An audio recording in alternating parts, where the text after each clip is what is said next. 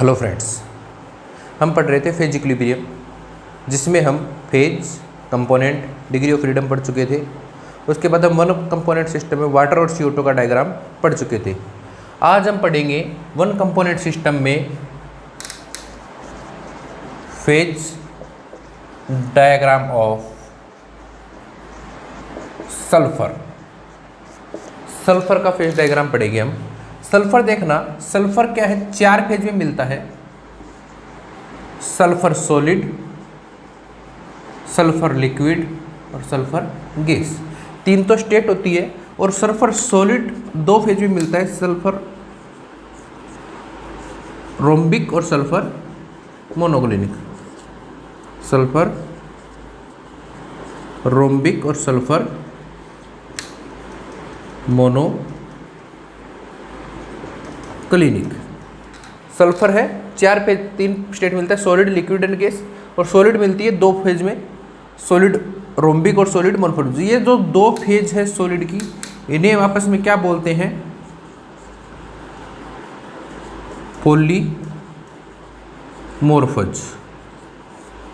पॉलीमॉर्फेज।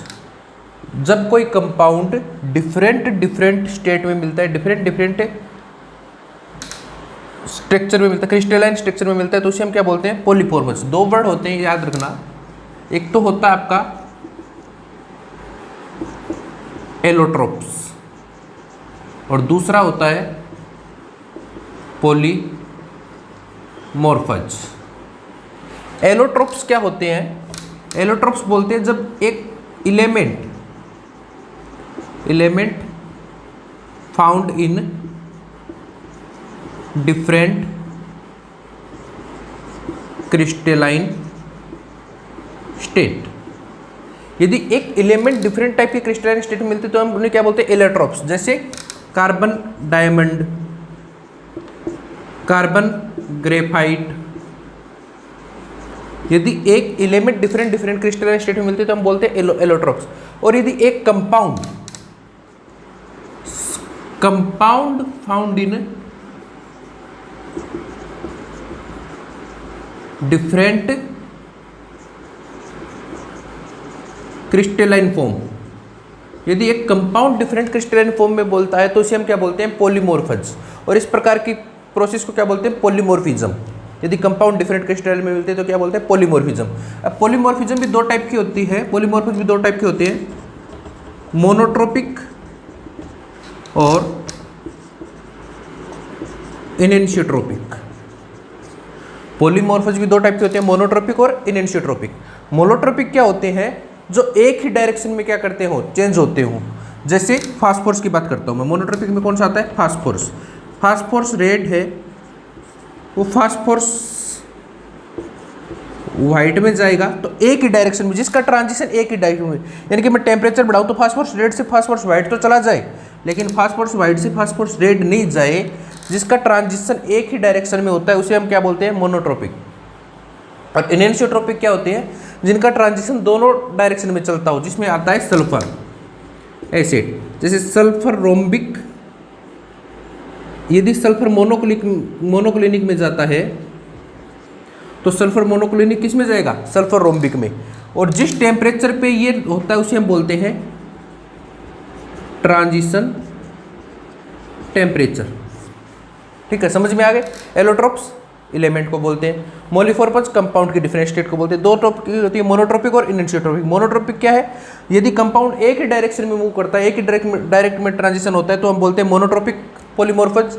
और दोनों डायरेक्शन में आपस में ट्रांजिशन होता है कि रोम्बिक से मोनोहेड्रल जाए, मोनोहेड्रल से रोम्बिक में जाए, तो होता है इनेंशियोट्रोपिक मोलिफॉर्फेज। सल्फर क्या है? इनेंशियोट्रोपिक मोलिफॉर्फेज है। रोम्बिक से मोनोहेड्रल जाएगा, मोनोक्लिनिक जाएगा, और मोनोक्लिनिक से रोम्बिक जाएगा। और जिस टेम्परेचर पे ये ट्रांजिशन होता है, जहाँ पे ये दोनों आपस में इक्विलिब्रियम स्टेट में मिलते हैं, उसे बोलते हैं ट्रांजिशन टेम्परेचर। और सल्फर के लिए कितना होता है? 79.6 degree Celsius, sorry 95.6 degree Celsius. Sulphur के लिए कितना होता है? 95.6 डिग्री सेल्सियस। तो ये है पॉलीमॉर्फेज किसे बोलते हैं। ठीक है, अब हम सल्फर की बात करते हैं। सल्फर अपना 4 स्टेट में मिलता है, 4 फेज में मिलता है। दो सॉलिड की, देखो फेज कितनी होगी 1 2 3 4, फेज तो इसमें होती है 4, कंपोनेंट क्या होता है 1, तो डिग्री ऑफ फ्रीडम क्या आएगी, डिग्री ऑफ फ्रीडम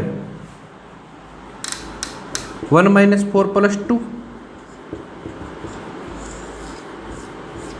1, फेज कितनी इसमें 4 है और कंपोनेंट 1 है, तो 1 माइनस 4 प्लस 2, यदि चारों हो तो डिग्री ऑफ फ्रीडम होती है 1, जहां पे चारों फेज एक साथ इक्विलिब्रियम करे वहां पे डिग्री ऑफ फ्रीडम होती है 1, ठीक है। ये मोनो कंपाउंड है। और यदि हम डिग्री ऑफ फ्रीडम 0 माने, मिनिमम ले, तो फेज कितनी आएगी 3, यदि डिग्री ऑफ फ्रीडम 0 माने तो फेज आएगी 3, यानी कि इसकी 3 ही फेज एक साथ इक्विलिब्रियम में रहेगी यदि degree of freedom 0, triple point है ना, 3 फेज, चारों की चारों फेज एक साथ इक्विलिब्रियम में एग्जिस्ट नहीं करेगी, all 4 phase can't exist together. समझ में आया, चारों की चारों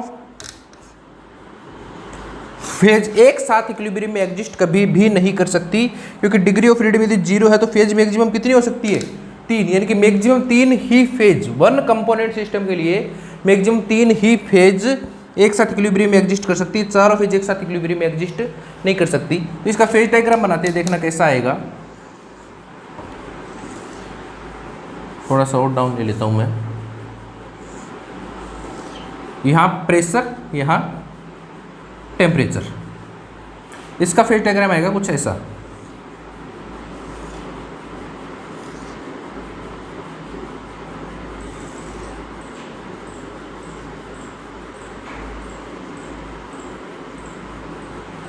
फेज डायग्राम सबसे आएगा सल्फर रोम्बिक, इस फेज में होगा सल्फर रोम्बिक, इस फेज में होगा सल्फर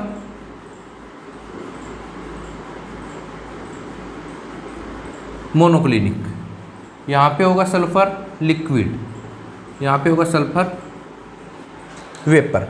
4 फेज है, रोम्बिक, मोनोक्लिनिक, सबसे स्टेबल रोम्बिक, फिर मोनोक्लिनिक, फिर लिक्विड, फिर वेपर। इस पॉइंट का इसको नाम दे देता हूँ मैं ए, इसको दे देता हूँ बी, इसको दे देता हूँ सी, इसको दे देता हूँ डी, इसको दे देता हूँ ई, दे दिया। तो ये फर्स्ट ट्रिपल पॉइंट है, इसका टेम्परेचर होता है 95.6, इसका टेम्परेचर होता है 120, इसका टेम्परेचर होता है 150 डिग्री सेल्सियस। समझ में आ गया। फेज डायग्राम कैसे बनेगा, चारों पॉजिटिव, सब स्लोप कौन से हैं पॉजिटिव, ये स्लोप भी क्या है पॉजिटिव, नेगेटिव नहीं है, ये पॉजिटिव है, ठीक है। थोड़ा सा सही बना देता हूँ मैं इसे ताकि आपको पॉजिटिव लगे, ये लो, हाँ, है ना। तो सारे स्लोप क्या है पॉजिटिव है। इस पे कौन इक्विलिब्रियम में रहेगा, sulphur rhombic is equilibrium with sulphur vapour. इस पे कौन रहेगा, sulphur monoclinic is equilibrium with sulphur vapour, sulphur liquid is equilibrium with sulphur vapour, sulphur rhombic is equilibrium with sulphur monoclinic, और इस पे कौन रहेगा, sulphur monoclinic is equilibrium with sulphur liquid, है ना। और ये जो यहाँ पर जो प्रेशर होता है वो होता है 1298 atm, ठीक है। ये है सल्फर का फेज डायग्राम, सल्फर का फेज डायग्राम। याद रखना सारे के सारे स्लोप पॉजिटिव होते हैं, सारे के सारे स्लोप क्या होते हैं पॉजिटिव होते हैं, और ये ट्रिपल पॉइंट्स मैंने मेंशन कर दिया। अब हम बात करते हैं डिग्री ऑफ फ्रीडम।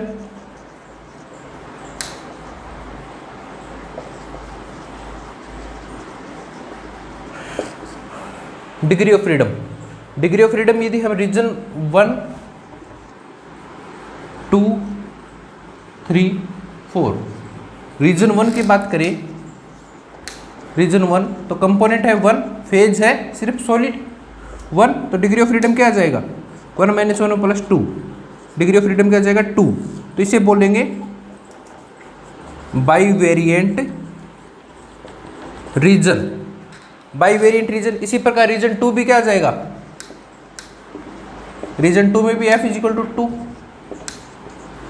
रीजन 3 में भी f = 2 और रीजन 4 में भी f = 2।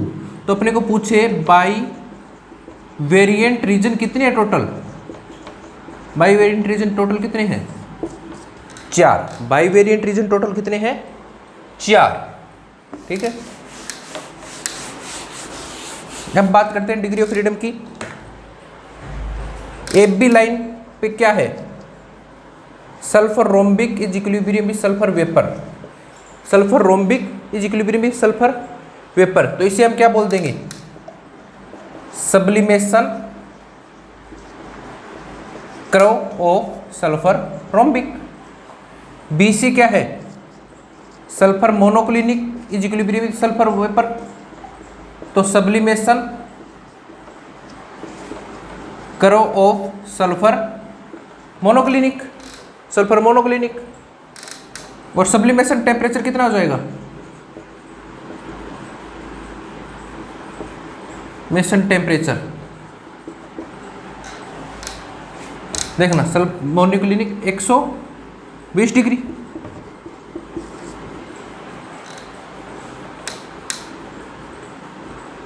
फिर देखना CD, इसमें क्या है, सल्फर लिक्विड सल्फर वेपर, तो इसे क्या बोल देंगे अपन, vaporisation curve. BC, sulphur rhombic is equilibrium with sulphur monoclinic, इसे क्या बोलेंगे, ट्रांजिशन कर्व। इस कर्व को क्या बोलेंगे, ट्रांजिशन कर्व। और ट्रांजिशन टेम्परेचर कितना है, ट्रांजिशन टेम्परेचर ये देखिए यहाँ पे आते ही sulphur monoclinic sulphur rhombic sulphur monoclinic में चेंज हो जाता है 95.6 डिग्री सेल्सियस। और एक ग्राफ और है BE, और CE क्या है, सल्फर मोनोक्लिनिक सल्फर लिक्विड, इसे क्या बोलेंगे, फ्यूजन करो, फ्यूजन करो। तो 5 प्रकार के कर्व है यहाँ पे। सब्लिमेशन करो, सब्लिमेशन करो टोटल कितने, 2, वेपोराइजेशन करो, एक होता है ट्रांजिशन करो, जो इंपॉर्टेंट है ट्रांजिशन करो। तो इन सारे कर्व पे यदि मैं डिग्री ऑफ फ्रीडम की बात करूँ, ऐप की बात करूँ, तो कंपोनेंट 1 है और सब में फेज क्या है 2 + 2 1, इसे क्या बोलेंगे हम, मोनो वेरिएंट लाइन। तो मोनो वेरिएंट लाइन पूछे इस फेज डायग्राम में तो कितनी आएगी 5, मोनो वेरिएंट लाइन कितनी आएगी 5, इसे हम बोलेंगे मोनो वेरिएंट लाइन। 5 प्रकार के इक्विलिब्रियम है, total equilibrium single variable equilibrium 5 है, इसे बोलेंगे मोनो वेरिएंट लाइन। ठीक है, अब मैं बात कर रहा हूं इसी स्पेशल कर्व की, SR is equilibrium with SM, ये क्या है, मोनो वेरिएंट, F = 1। यदि मैं करूं if pressure is constant then degree of freedom of SR। इसकी बात करूं कि मैं प्रेशर को कांस्टेंट कर लूं, फिर इसकी डिग्री ऑफ फ्रीडम की बात करूं तो कितनी आएगी। तो देखना, यदि मैंने एक चीज़ कांस्टेंट कर दी तो कौन सा फॉर्मूला लगेगा, F reduce C - P + 1, component 1 phase 2 + 1 0। यदि प्रेशर को मैं कांस्टेंट कर देता हूं तो ये लाइन क्या हो जाती है, invariant line, invariant line, invariant line. ठीक है, अब बात करता हूं मैं ट्रिपल पॉइंट।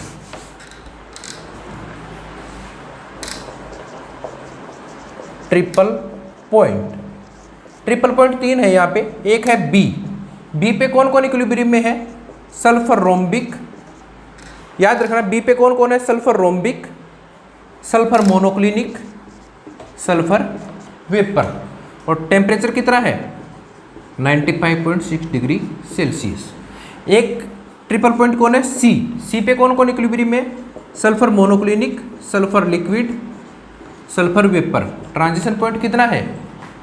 120 degree Celsius. एक कौन है? ई। ई पे कौन कौन इक्विलिब्रियम में है? Sulphur monorhombic, sulphur monoclinic, sulphur liquid. Temperature कितना है? 150 डिग्री सेल्सियस। तो आपको पूछे कि ट्रिपल पॉइंट कितने हैं सल्फर के डायग्राम में? ट्रिपल पॉइंट कितने हैं total?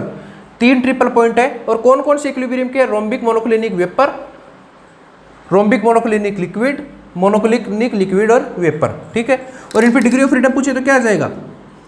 C minus P plus 2, component 1 phase 3 plus 2 0।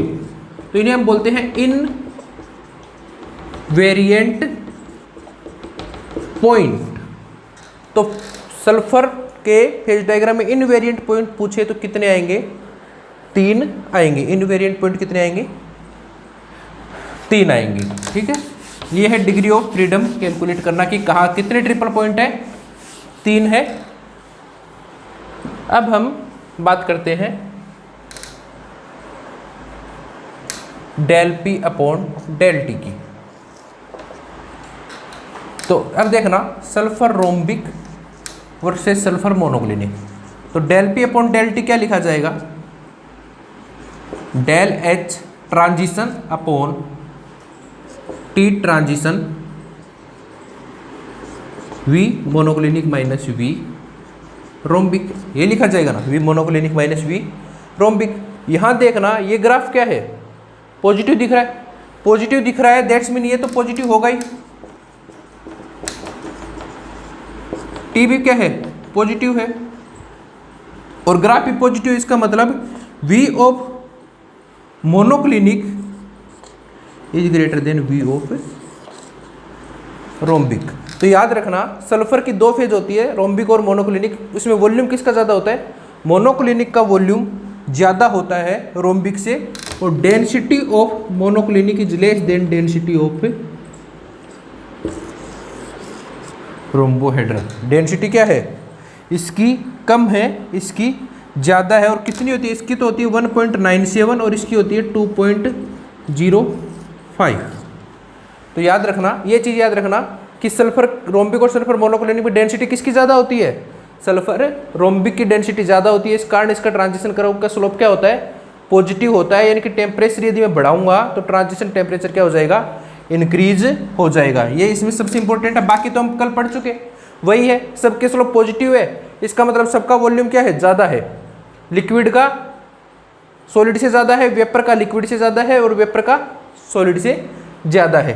और ये इंपॉर्टेंट है कि मोनोक्लिनिक का वॉल्यूम रोम्बिक से ज़्यादा होता है और मोनोक्लिनिक की डेंसिटी रोम्बिक से क्या होती है?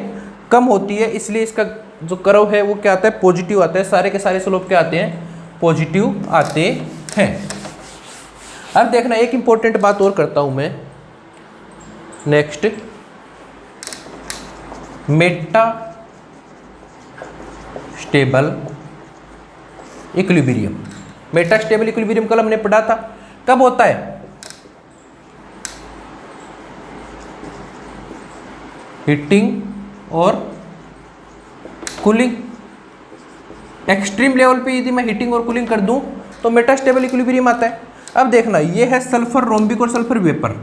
टेम्परेचर बढ़ा रहा हूँ मैं, यदि सडन हीट कर देता हूँ तो ये ग्राफ कहाँ चला जाएगा? यहाँ चला जाएगा ना, यहाँ चला जाएगा। आगे इसको 20, और ये देखना लिक्विड और वेपर, इसको मैं सडन कूलिंग कर दूँ, सडन कूलिंग कर दूँ तो ये ग्राफ कहाँ आ जाएगा? यहाँ आ जाएगा। इसका टाइम पॉइंट का नाम दे देता हूँ मैं x, है ना। और ये ग्राफ देखना, ये ग्राफ जो वाला है, ये इक्विलिब्रियम कौन सा है? सल्फर। ये इक्विलिब्रियम कौन सा है? Sulphur rhombic equilibrium is sulphur liquid, ये वाला। ई को आगे F नाम दे देता हूँ। है ना। इसको यदि मैं कम करूंगा टेम्परेचर, सडनली कम करूंगा, तो ये कहां से आ जाएगा,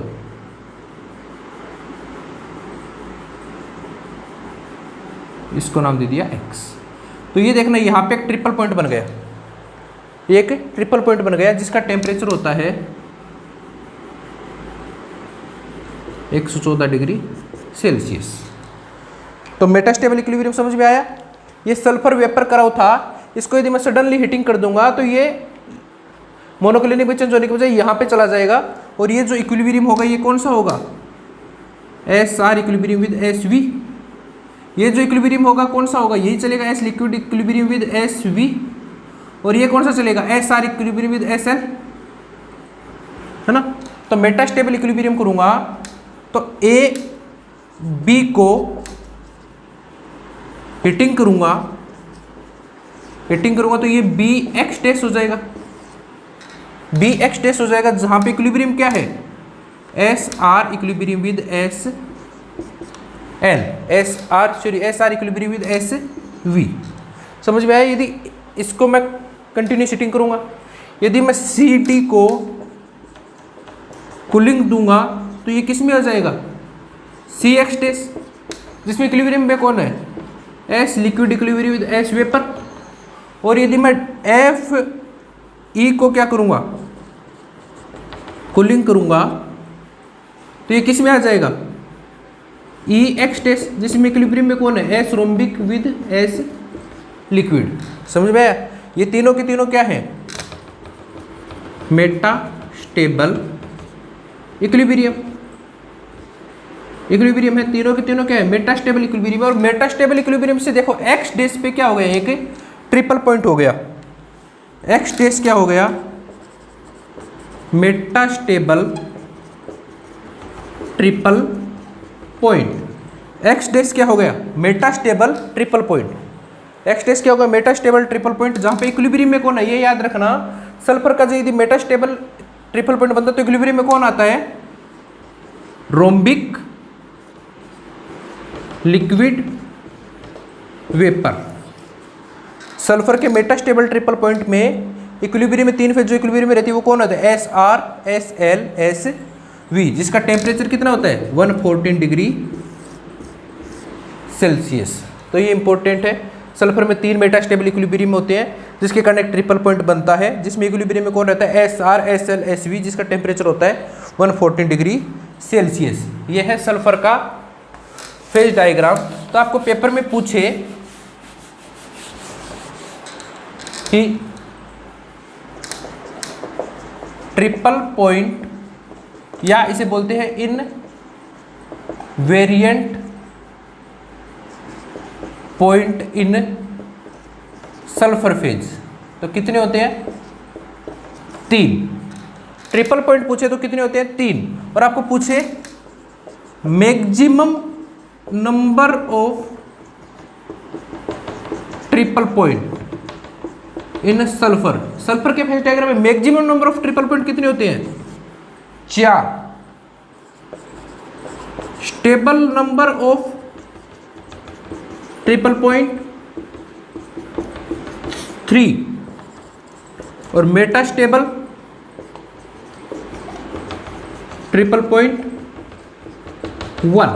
तो सिर्फ ट्रिपल पॉइंट पूछे तो 3 होते हैं, और maximum number of triple point क्या होते हैं, 4 होते हैं, क्योंकि मेटास्टेबल भी एक ट्रिपल पॉइंट बनता है।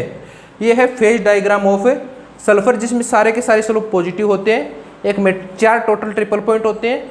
किसका क्या temperature, transition temperature 95.6 degree Celsius होता है, और एस मोनोक्लिनिक की डेंसिटी एस रोम्बिक से कम होती है। अब हम पढ़ेंगे हीलियम।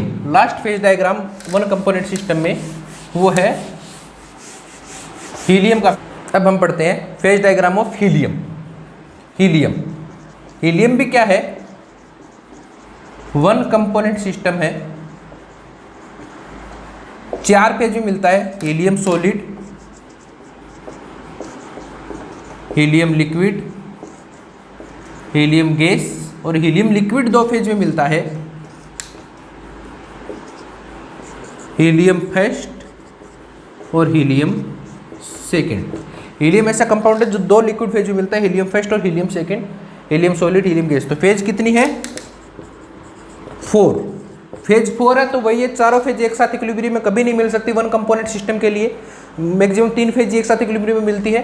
तो इसका ग्राफ बनेगा कुछ ऐसा, देखना, प्रेशर, टेम्परेचर, ये आएगा हीलियम सॉलिड, ये आएगा हीलियम गैस, और यहाँ से एक ऐसा निकलेगा, यहाँ होती है हीलियम सेकेंड लिक्विड और यहाँ होती है हीलियम फर्स्ट लिक्विड, ठीक है। और यहाँ पे ट्रिपल पॉइंट 2 होते हैं, एक तो ए, इसका नाम ए, इसका नाम दे देता हूँ मैं बी। तो हीलियम के ग्राफ में 2 ट्रिपल पॉइंट आते हैं। फर्स्ट, इसका प्रेशर रहता है 0.05 atm, टेम्परेचर रहता है 2.17 केल्विन। एक होता है ए, इसका प्रेशर रहता है 2.76 atm और टेम्परेचर रहता है 1.78 केल्विन। ये है हीलियम का ग्राफ। हीलियम का ग्राफ देखना, solid, gas, helium second, helium first, ये जो आएगा ट्रांजिशन करो, ये ट्रांजिशन करो नहीं बोलते, कुछ और बोलते हैं जिसका नाम हम आगे डिस्कस करेंगे। इसे बोलते हैं लैम्डा कर्व, लैम्डा कर्व, इसे बोलते हैं लैम्डा कर्व, ठीक है। तो हीलियम 4 फेज में मिलता है, तो सॉलिड, गैस, हीलियम फर्स्ट और हीलियम सेकेंड। ट्रिपल पॉइंट कितने होते हैं? Triple point 2। ट्रिपल पॉइंट को इनवेरिएंट पॉइंट बोलते हैं, हम कर ही लेंगे अब तो। फर्स्ट होता है ए, ए पे इक्विलिब्रियम में कौन रहता है? Helium solid, equilibrium with helium first, equilibrium with helium second. और पॉइंट बी, जहाँ पे कौन कौन रहता है? Helium gas, equilibrium with helium first, equilibrium with helium second. यहाँ पे 2 ही ट्रिपल पॉइंट मिलते हैं, एक में सॉलिड फर्स्ट और सेकेंड इक्विलिब्रियम रहते हैं, एक में गैस फर्स्ट और सेकेंड इक्विलिब्रियम में रहते हैं, ठीक है। और del P upon del T lambda, ये क्या होता है? नेगेटिव। ये क्या होता है? नेगेटिव, यानी कि प्रेशर बढ़ाएंगे तो जो लैम्डा टेम्परेचर है वो क्या होगा? डिक्रीज होगा। यदि प्रेशर इंक्रीज करेंगे तो लैम्डा टेम्परेचर क्या होगा? डिक्रीज होगा। लैम्डा वही है ट्रांजिशन, जो हमने सल्फर में ट्रांजिशन टेम्परेचर पढ़ा था, हीलियम के केस में उसे क्या बोलते हैं? लैम्डा टेम्परेचर और लैम्डा कर्व। अब लैम्डा क्यों बोलते हैं देखना, ये समझ में आ गया। 2 ट्रिपल पॉइंट है, याद रखने 2 ट्रिपल पॉइंट है।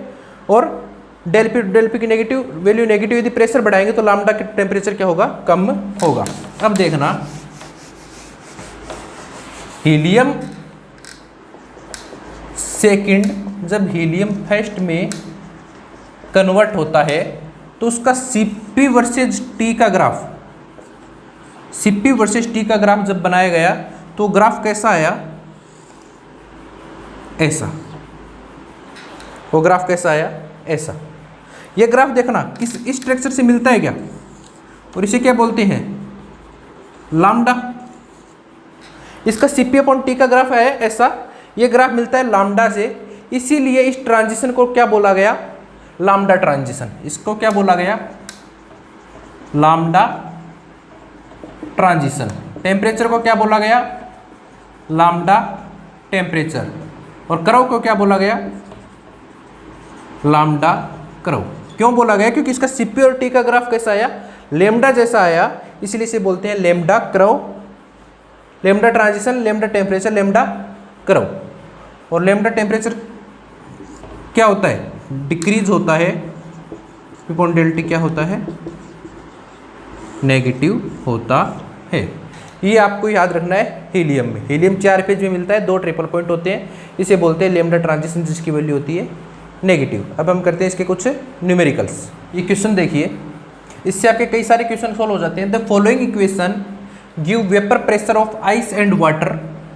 Vapour pressure of ice water का दे रहा है LNP ice is equal to -6140.1 T + 24.0, LNP water is equal to -54.38 upon T plus 21.41। आपको क्या करना है, ट्रिपल पॉइंट का टेम्परेचर फाइंड आउट करना है, ट्रिपल पॉइंट का प्रेशर फाइंड आउट करना है, del H vaporisation, del H fusion और del H sublimation find out करना है। सबसे पहले आपको दो इक्वेशन दिए, तो ट्रिपल पॉइंट का टेम्परेचर तो कोई मुश्किल काम नहीं, कल भी मैंने बताया था ट्रिपल पॉइंट वो पॉइंट होता है जहाँ पे टेम्परेचर एंड प्रेशर की वैल्यू क्या होती है, जस्ट फिक्स्ड, यानी कि दोनों प्रेशर भी क्या होंगे बराबर, दोनों टेम्परेचर भी क्या होंगे बराबर। तो इसे इक्वेशन 1 मान लो, इक्वेशन 2 मान लो, तो ट्रिपल पॉइंट पे 1 = 2 हो जाएगा, दोनों क्या प्रेशर तो वैल्यू एक ही होगी, दोनों बराबर हो जाएंगे, तो -6140.1 T plus 20.00 is equal to -54.32.8 upon T plus 21.41। दोनों को बराबर करेंगे तो यहाँ से टेम्परेचर की वैल्यू आ जाएगी 273.06 केल्विन। ये क्या आ जाएगा, ट्रिपल पॉइंट का टेम्परेचर। दोनों से टेम्परेचर की वैल्यू कैलकुलेट कर लेंगे। अब जो टेम्परेचर की वैल्यू आई वो इस इक्वेशन में रख देंगे, यहाँ पे रख देंगे, तो अपने पास प्रेशर की वैल्यू आ जाएगी। और प्रेशर की वैल्यू कितनी आएगी, प्रेशर की वैल्यू कैसे निकालोगे, LNP is equal to -6140.1 upon 273.06 plus 2.00। Pressure की वैल्यू आ जाएगी 4.58। ये mm ऑफ Hg में वैल्यू है, तो ये आपके पास आ जाएगी। ये तो ट्रिपल पॉइंट पे टेम्परेचर निकालने के लिए दोनों इक्वेशन को बराबर कर देंगे और प्रेशर निकालने के लिए टेम्परेचर की वैल्यू यहाँ पे रख देंगे। अब देखना, ये दोनों तो सिंपल काम थे। अपने को दो चीज़ और पूछी है, del H V, del H F और डेल एच एस। तो याद करना, मैंने करवाया था क्लेसियस इक्वेशन, क्लेसियस कैलिब्रोन इक्वेशन करवाई थी। वहाँ पे हमने क्या पढ़ा था, LNP is equal to del H upon T del V है ना प्लस सी, यही पढ़ा था, del H upon T del V plus sorry हमने पढ़ा था क्वेश्चन में LNP is equal to minus del H upon R T plus C, है ना। और जब आइस की बात आ जाएगी तो डेल एच क्या हो जाएगा, वेपोराइजेशन, ये वाटर की बात होगी तो वेपोराइजेशन, और LNP सॉलिड की बात होगी तो क्या आ जाएगा, minus del H sublimation upon R T plus C, यही आएगा ना। अब देखना, इस इक्वेशन के कंपेयर करेंगे, इस इक्वेशन की, तो LNP water minus del H V upon R, तो minus del H V upon R किसके बराबर आ जाएगा, माइनस, तो डेल एच वी किसके बराबर आ जाएगा, 432.8 आर के बराबर आ जाएगा ना। देखना, ये इक्वेशन हमने क्लेसियस इक्वेशन सेकंड लेक्चर में पढ़ा था, वहाँ पे LNP is equal to minus del H upon R T plus C आया था। तो इस दोनों की इक्वेशन करेंगे, LNP टी की टी, तो del H V upon R किसके बराबर आ जाएगा, 4543.28। और सॉलिड के लिए क्या होता है, सब्लिमेशन, तो डेल एच सब्लिमेशन किसके बराबर आ जाएगा, इससे कंपेयर करेंगे 6140.1 आर। तो आपका डेल एच वेपोराइजेशन आ गया, डेल एच सब्लिमेशन आ गया, और आपको निकालना क्या, डेल एच फ्यूजन। तो अपन जानते हैं del H sublimation is equal to क्या होता है, del H vaporisation plus del H fusion. तो डेल एच फ्यूजन किसके बराबर आ जाएगा, del H sublimation minus del H vaporisation. तो इस फॉर्मूले से आप एंथैल्पी की वैल्यू भी कैलकुलेट कर सकते हैं। ये देखिए, जून 2016 का क्वेश्चन है, फेज डायग्राम पे कंपाउंड इज गिवन बिलो। आपको एक फेज डायग्राम दिया है, OA OB OC। आपको स्लोप दिया है, OA का स्लोप दिया है 10π/4, OB का स्लोप दिया है 10π/6 और AB का स्लोप दिया है 10π/3। और आपको दिया melting point and del H of the melting point is, ये आपको मेल्टिंग पॉइंट दिया 300 केल्विन और डेल एच दिया है 3 किलोजूल मोल यूनिट्स मेल्टिंग का, और चेंज इन वॉल्यूम पूछा है, मेल्टिंग के लिए वॉल्यूम में पूछता है। तो ये ग्राफ आप थोड़ा सा याद करो, ये ग्राफ होता है सॉलिड, ये होता है वेपर, ये होता है ये होता है लिक्विड और ये होता है वेपर। मेल्टिंग का मतलब क्या है, सॉलिड से लिक्विड जा रहा है, तो अपने ग्राफ कौन सा काम आएगा, ये वाला काम आएगा। अब देखना आप पूछोगे तो क्या मैंने बताया था, ट्रिपल पॉइंट से नीचे तो कभी लिक्विड फेज होती नहीं, ट्रिपल पॉइंट से नीचे तो लिक्विड फेज होती नहीं, या तो सॉलिड होती है या वेपर होती है, तो लिक्विड यही मिलेगी। तो सॉलिड से लिक्विड जा रहा है, उसके लिए हमें चेंज इन वॉल्यूम पूछा, तो अपने को फॉर्मूला पता है क्या होता है, del P upon del T is equal to del H upon R V liquid minus V solid, यही होता है ना सॉलिड और लिक्विड कर्व के लिए। अब आपको del P upon del T की वैल्यू नहीं दे रखी, लेकिन del P upon del T इस ग्राफ के लिए क्या होता है, slope. Del P upon del T is equal to slope, और स्लोप की वैल्यू क्या होती है, टेन थीटा, है ना।